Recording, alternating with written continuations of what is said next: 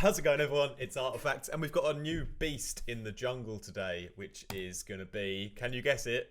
Well, you probably saw the thumbnail, it's a Jaguar.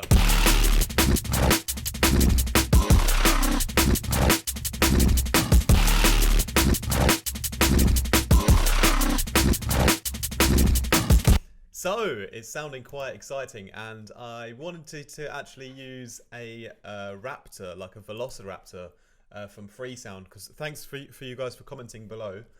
Bird, Jaguar, dinosaur, raptor. And so I was freesounding a velociraptor, and then I realised that humans weren't around when dinosaurs were around, so it wasn't actually possible to record them. So it's just a bunch of humans trying to make raptor noises, and I was like, nah, this is naff. So I chose a Jaguar sound instead. So big ups to my G Colin for the Jaguar shout out. And there's a few on here, but a lot of them weren't that great. And this one had like a bad quality, but it's got this wow. I really loved this sound, and even though the quality of the recording was bad, I was like, I just like that actual tone. So I've tidied up the recording firstly. So let me show you how I've done that. I've just dragged it into Logic here. I've selected the little part of the sample that I want, which is this wow. And then we're gonna just EQ it a little bit. So I've taken out some of the low end, boosted where this kind of growl really sits here, and then just boosted the high end a little bit. Then I've put on a filter to give it a bit of dynamic movement in the mid-range.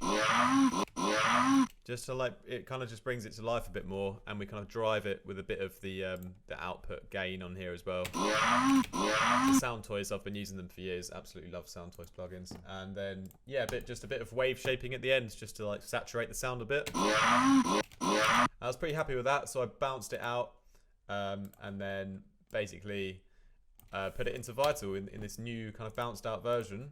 We whack it straight into Vital.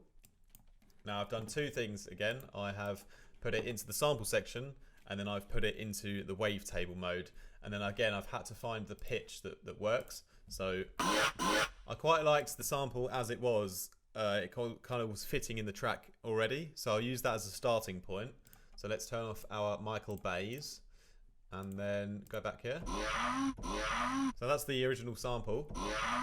And then by putting in the one into the wavetable section, you know, dragging the sample in here so it creates the wavetable.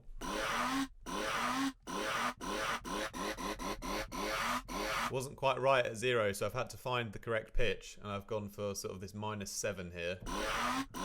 Seems to sort of work.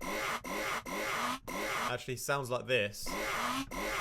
But these kind of harsh metallic sort of tones, I managed to sort of take some of them out using this shepherd tone setting here. And then with a bit of ring modulation to the sample, so they multiply with each other, it just kind of makes it a little bit smoother.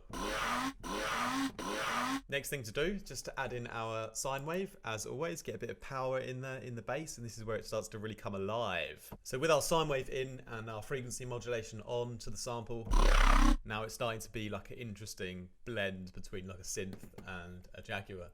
So that's pretty wicked. And then I wanted to actually chorus this one because it sounded quite nice.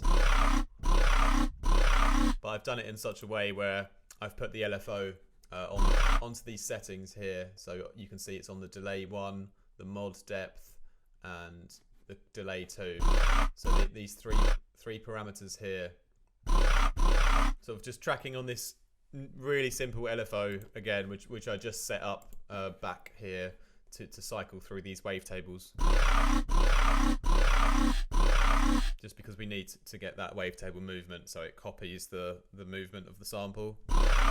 I think you know what I mean.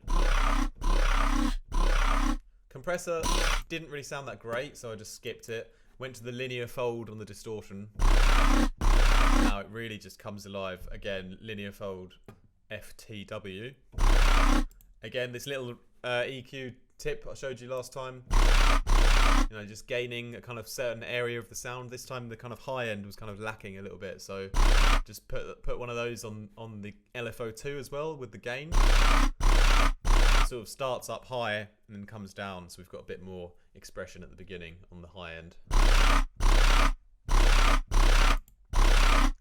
Another thing I've done to increase the kind of distortion factor is I've gone to this spectral time skew mode here.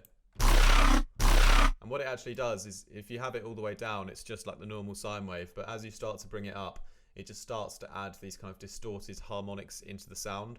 And just by adding a little bit, especially at the beginning, and then sort of tracking it to our LFO so it fades off, we get a bit more of a kind of distortion hit at the beginning, and it's a very subtle bit of magic. You can see you get these kind of little sharp bits that come in just at the start, so it's like a little, yeah, a little nice little hit and transient to the start of the sound.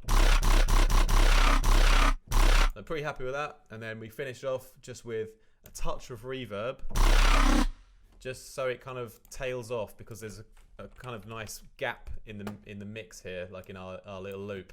So I wanted to sort of feel a bit natural towards the end.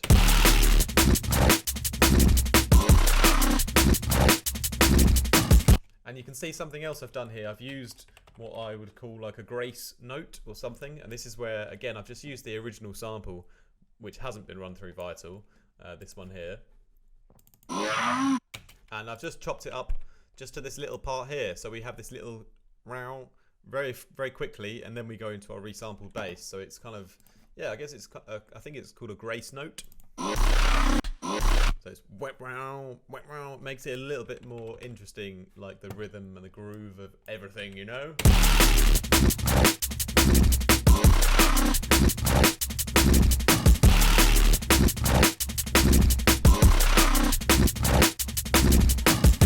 So that's our neuro jungly kind of song coming together. So again, what's next? What's next? What's the next animal we want to add in? I don't think we're going to go for dinosaurs, because I want actual real recordings of animals. We've got a real lion in there. We've got a real elephant. We've got a real jaguar. So someone suggested bear, but I'm thinking more something that could make a lead, some animal that could make a lead sound. So leave a comment down below what animal would make a wicked lead sound, and we'll add it in either tomorrow or back on Monday. Yeah, have a wicked weekend as well, guys. Peace.